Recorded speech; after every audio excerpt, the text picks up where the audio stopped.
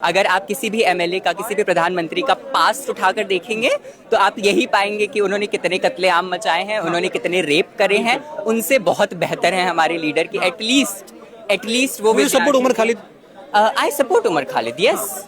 उसमें कोई बुराई नहीं है उनको सपोर्ट करने के लिए, क्योंकि सबसे बड़ी बात मैं आपको बता दूं कि यहाँ पर हम जिस माहौल में रह रहे हैं, यहाँ पर आप अगर सत्ता के खिलाफ सवाल करते हैं तो आप पाकिस्तानी हैं, आप एक टेररिस्ट हैं। लेकिन ये नारा लगाना कि भारत तेरे टुकड़े होंगे, ये नारा लगाना कि भारत को चिकन नेक से जो हम काट देंगे, आपको नहीं लगता कि ये वाकई में देशद्रोह वाला एक नारा हो चुका है?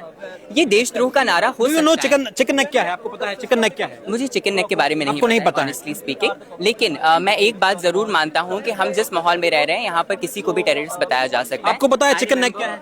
चिकन नेक के बारे में कोई आइडिया नहीं। उमर खालिद ने भारत से चिकन नेक को अलग करने की बात कही गई थी। आप लोगों को आइडिया भी नहीं है कि चिकन नेक है क्या? लेकिन मैं लग रहा है कि किसी मुर्गी की गर्दन है जिसे काट के खाने की बात कही जा रही है। जम्मू कश्मीर नो नहीं, it's okay not okay actually, क्योंकि जो उमर खालिद का जो बयान था उसके बाद मैं आपसे मैं बिल्कुल मैं इसलिए मैंने इसलिए ये बात आपके सामने रखी है। मैंने ये मैं इस मंच से ये कहता हूँ कि नीट पेपर लीक में धर्मेंद्र प्रधान जो कि इस देश के शिक्षा मंत्री, उनकी जिम्मेदारी बनती है। बैक टू माय क्वेश्चन, आपसे ये पूछ रहा हूं मैं कि वो लोग जो नेतृत्व कर रहे हैं इस प्रोटेस्ट का, उन पर यह आरोप है कि उन्हें बाहर से फंडिंग है। उमर खालिद का जिक्र इसलिए किया गया क्योंकि आप दोनों को नहीं पता है कि चिकन नेक क्या है, और उसी चिकन नेक को भारत से काटने के अलग करने की बात की गई थी, यानी कि इस देश की संप्रभुता को, डिग्निटी को तोड़ने की बात की गई थी।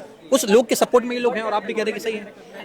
एक मिनट, मैं ये बात पहले तो क्लियर कर दूं कि उमर खालिद ने अगर कोई स्टेटमेंट दिया है तो उसका क्लेरिफिकेशंस भी उन्होंने साफ साफ दिए हैं, दैट आई नो। मुझे ये नहीं पता, लेकिन मैंने अभी तक उमर खालिद को कितना जानते हैं? मैंने उमर खालिद की जितनी स्पीच सुनी है, जितना मैंने उनके बारे में पढ़ा है, उतना आपने ये वाला नहीं सुना जिसमें चिकन नेक को काटने की बात की जा रही है? ये शायद मैंने नहीं सुना, ये मैंने नहीं पढ़ा। लेकिन मैं ये क्लियर कर दूं कि हम जिस माहौल में रह रहे हैं, अगर यहाँ पर आपको भी कल टेररिस्ट बोला जाए तो इसमें कोई दो राय नहीं है। मैं ऐसी कोई बात नहीं बोलूंगा, मैं इस देश के मोहब्बत करता हूं, और मैं ऐसी कोई बात नहीं बोलूंगा कि इस देश से चिकन नेक को काट के अलग किया जाए या कश्मीर को अलग किया जाए, ऐसी मैं बात नहीं करता हूं। लेकिन आपके लीडर्स करते हैं ऐसी बात, और ऐसी बात करने वालों को सपोर्ट करते हैं। वो स्पोक पर्सन मौजूद नहीं है क्योंकि 9 बजे का समय दिया गया था। ये प्रोटेस्ट सक्सेसफुल है या आपको लग रहा है कि नहीं? अभी ये समय पार्लियामेंट पुलिस स्टेशन पे दिया गया था, यहाँ पे नहीं दिया गया था। तो वहां से यहाँ आने की बात कही गई थी कि वहां से मार्च करेंगे जंतर मंतर के लिए। आएंगे, थोड़ा लेट होता है, इंसान है, लेट तो सबको होता है। तो क्या लग रहा है अभी ये प्रोटेस्ट कितना सक्सेसफुल लग रहा है आपको? देखिए, सक्सेसफुल तो होगा प्रोटेस्ट। 22 मिलियन फॉलोवर्स हैं जमीन पर, आपको कितनी उम्मीद है, कितने लोग आ सकते हैं, कितना यूथ आपसे जुड़ सकता है? अब हम कोई एस्टिमेट तो नहीं बता सकते, बट जितने ज्यादा लोग आए उतना अच्छा होगा। और जिस तरीके से जंतर मंतर को लेकर के ये कहा जाता है कि अगर देश में क्रांति लानी हो, देश में सरकार के खिलाफ कोई भी मूवमेंट चलता है, तो जंतर मंतर वो जगह है जो उन तमाम लोगों की दिल की धड़कन होता है जो आवाज बुलंद करने की कोशिश करते हैं। और आज दिल्ली के जंतर मंतर पर सीजेपी यानी कि कॉकरोच जनता पार्टी के समर्थक देखने को मिल सकते हैं, और आप लोग भी सीजेपी के सपोर्टर्स हैं?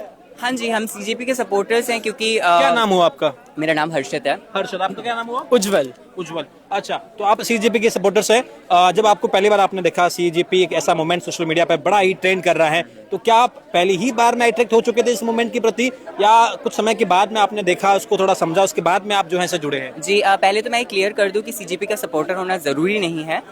हम भी कॉकरोच की तरह आइडेंटिफाई करते हैं, क्योंकि ये सिस्टम गटर है और जो सिस्टम के खिलाफ बोलता है वो कॉकरोच है सरकार के अनुसार। तो हम कॉकरोच आइडेंटिफाई करते हैं खुद को। सीजेपी के लिए हम स्पेसिफिकली आइडेंटिफाई हो जरूरी नहीं। लेकिन हाँ, सीजेपी एक कलेक्टिव है कि जिसमें हम सब एक साथ जुड़ करके आ रहे हैं, और ये वक्त है साथ में आने का, अकेले आने का नहीं। क्योंकि सवाल हम कलेक्टिवली उठा सकते हैं, एक की आवाज दबाई जा सकती है, करोड़ों की नहीं।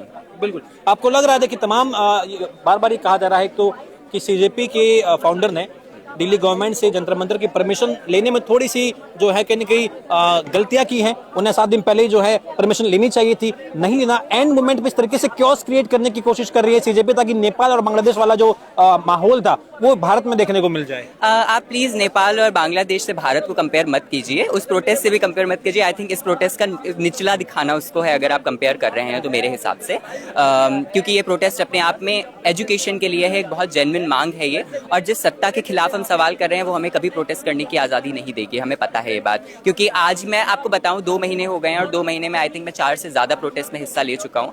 बेट to dog protest, bet to transgender protest, bet to what is happening अभी, और ऐसी बहुत सारी चीज़ें चलती रहती हैं और हमें पता है कि सरकार किस हद तक सपोर्ट करती है और किस हद तक नहीं। और इतने बड़े प्रोटेस्ट के लिए वो कभी हमें आज़ादी ये प्रोटेस्ट यानी कि आपका जो है ना केवल इस पेपर लीक वाले मुद्दे को लेकर के है, बल्कि आपका इसी गवर्नमेंट के खिलाफ भी प्रोटेस्ट है, यानी कि बीजेपी गवर्नमेंट के खिलाफ ये प्रोटेस्ट है जो सत्ता पर है, जो सीबीएसई जो नीट जो कंडक्ट करा रहा है उसके खिलाफ है।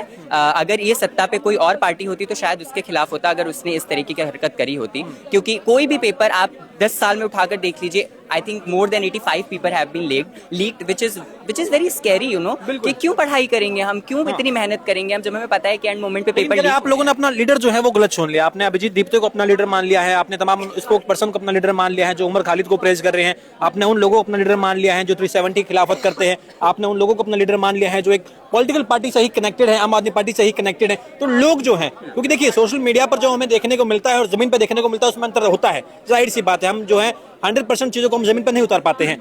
आपको लग रहा है कि ये कहीं ना कहीं जो है बाकी जो आम जनता है उसको कनेक्ट नहीं कर पा रहे हैं? मैं एक बात साफ कर दूं, किसी को लीडर मानने की जरूरत नहीं है। यहाँ पर कोई हमारा लीडर है या कोई हमें प्रोवोक करके यहाँ पे लाया है, ऐसा बिल्कुल भी नहीं है। पर आपको लीड किया जा रहा है ना? हम विद्यार्थी हैं, हम सिटीजन हैं, हम हिंदुस्तानी हैं और ये हमारा पूरा अधिकार है सवाल करना। ये हमें बिल्कुल नहीं, आज अगर अभिजीत यहाँ भी नहीं भी आते, क्योंकि एक कलेक्टिव में आने के लिए एक गुच्छा बनना जरूरी है।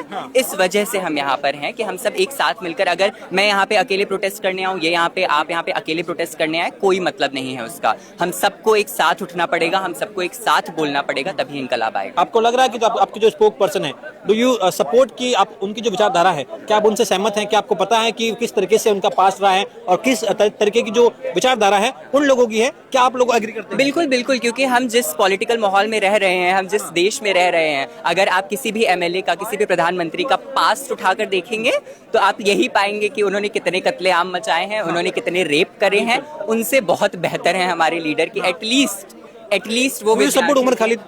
आई सपोर्ट उमर खालिद, यस। उसमें कोई बुराई नहीं है उनको सपोर्ट करने के लिए, क्योंकि सबसे बड़ी बात मैं आपको बता दूं कि यहाँ पर हम जिस माहौल में रह रहे हैं, यहाँ पर आप अगर सत्ता के खिलाफ सवाल करते हैं तो आप पाकिस्तानी हैं, आप एक टेररिस्ट हैं। लेकिन ये नारा लगाना कि भारत तेरे टुकड़े होंगे, ये नारा लगाना कि भारत को चिकन नेक से जो हम काट देंगे, आपको नहीं लगता कि ये वाकई में देशद्रोह वाला एक नारा हो चुका है?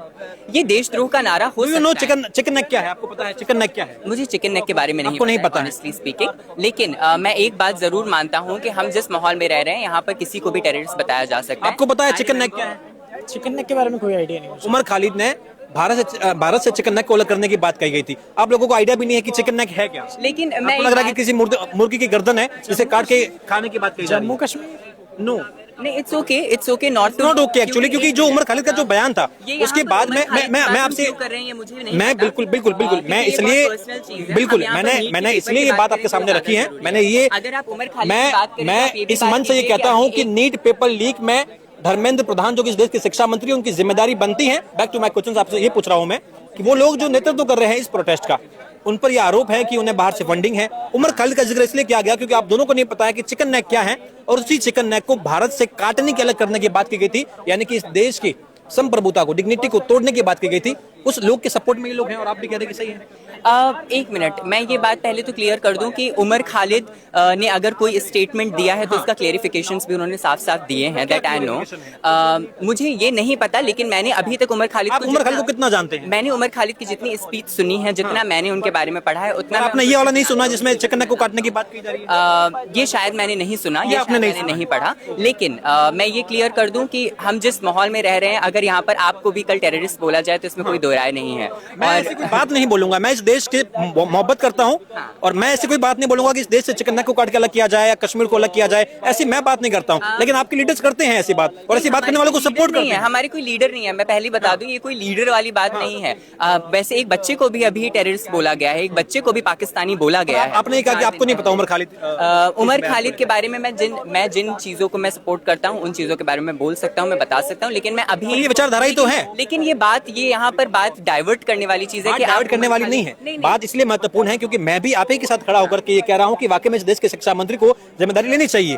इसमें आप में और मुझ में कोई अंतर नहीं है, इस बात के लिए मैं भी समर्थन करता हूं। लेकिन सवाल उठते हैं तब जब ऐसे नेतृत्व पर आप आज लोग आ जाते I हैं think मुझे जो इस आप- देश को टुकड़े होने की बात करते हैं, मुझे जो इस यहाँ भारत पर- को तोड़ने की बात करते जी, हैं, जी, आप जी। उनके पीछे पीछे चले आते हैं। नहीं, अगर आप इन सब चीजों के बारे में बात करेंगे ना तो कुलदीप सिंह सेंगर के बारे में बात करनी चाहिए। बिल्कुल वो गलत है, मैं तो कहता हूं गलत है। 50 रेप करके और वो अभी गद्दी पर बैठे हुए हैं। मैं तो कह रहा हूं इन वो सब गलत है। चीजों के बारे में बात करनी चाहिए, क्योंकि ये टाइम, ये जो वक्त है जहाँ पर हम अभी खड़े हुए हैं, यहाँ पर एजुकेशन की बात करनी चाहिए, तो हम एजुकेशन के बारे में बात करेंगे, ना कि उमर खालिद और किसी भी चीज़ कि के इस बारे देश में राम मंदिर बनना चाहिए था, वो बना है, वो सही है गलत है आपके हिसाब से? हम क्यों इस बारे में बात कर रहे हैं मुझे नहीं पता। राम मंदिर बनना चाहिए कि नहीं बनना चाहिए, हम एजुकेशन की मांग कर रहे हैं, resignation of Dharmendra Pradhan, that's all. मंदिर बनना चाहिए नहीं बनना चाहिए, इन सब बारे में उमर आपको खालिद क्या के लग रहा बारे है? में अभी यहाँ लगातार पे ये डिमांड कही जा रही है कि हमें इस्तीफा चाहिए, और इस्तीफे के लिए हम लगातार प्रयास भी कर रहे हैं, लेकिन अभी तक यहाँ पर आपके लीडर्स जो हैं, खासतौर पर अभिजीत दीप्ते यहाँ पर मौजूद नहीं है, वो स्पोक पर्सन मौजूद नहीं है, क्योंकि 9 बजे का समय दिया गया था। ये प्रोटेस्ट सक्सेसफुल है या आपको लग रहा है कि नहीं अभी ये? समय पार्लियामेंट पुलिस स्टेशन पे दिया गया था, यहाँ पे नहीं दिया गया था। तो वहां से यहाँ आने की बात कही गई थी कि वहां से मार्च करेंगे जंतर मंतर के लिए। आएंगे, थोड़ा लेट होता है, इंसान है, लेट तो सबको होता है। तो क्या लग रहा है अभी ये प्रोटेस्ट कितना सक्सेसफुल लग रहा है आपको? देखिए सक्सेसफुल तो होगा प्रोटेस्ट। 22 मिलियन फॉलोवर्स हैं जमीन पर, आपको कितनी उम्मीद है, कितने लोग आ सकते हैं, कितना यूथ आपसे जुड़ सकता है?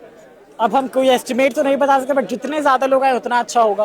बाकी फॉलोवर्स तो सबके मैं एक बात बोल दूं यहाँ पर, हम किसी को देख नहीं रहे हैं कि कौन आ रहा है कौन नहीं आ रहा है, हम आ रहे हैं यहाँ पर, हम आवाज दे रहे हैं। इन्होंने अभी सीबीएसई का एग्जाम दिया है, सीयूटी का एग्जाम देने जा रहे थे, मैंने नीट का एग्जाम दिया है, तो मुझे पता है हम अपने लिए आए हैं, हमें यहाँ पर भीड़ की जरूरत नहीं है। ठीक है, एक आखिरी सवाल मेरा, क्या आपको लगता है कि देखिए दिल्ली यानी कि देश की राजधानी, यहाँ से कई बार मूवमेंट शुरू हुए हैं, हमने देखा कि रामलीला मैदान से एक मूवमेंट शुरू हुआ था जिसने एक पॉलिटिकल पार्टी को जन्म दिया।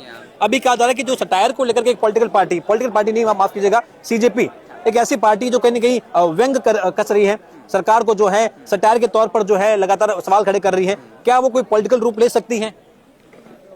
ये मैं बिल्कुल नहीं कह सकता हूँ कि ले सकती है या नहीं ले सकती है। ले सकती तो अच्छी बात है, हम सपोर्ट करेंगे उसका। क्यों? इस वजह से करेंगे क्योंकि आज के वक्त में हमें भी कोई ऐसा लीडर चाहिए जो यूथ के बारे में बात करे। क्या आपको लगता है कि अभी जो लीडर हैं वही लीडर तब भी रहेंगे, अभिजीत दीप्ते और ये तमाम लोग? इसके बारे में मैं कोई कमेंट नहीं कर सकता हूँ कि वही रहे या नहीं रहे। अगर वो रहे तो आप समर्थन करेंगे? हाँ, ऐसी पार्टी होनी चाहिए जो यूथ के लिए आवाज उठाए, यूथ के लिए बात करे, क्योंकि हम we are done with those people जो 60 70 साल से गद्दियों पर बैठे हुए हैं, भ्रष्टाचार का पेट भर रहे हैं, और that's all. Thank you so much.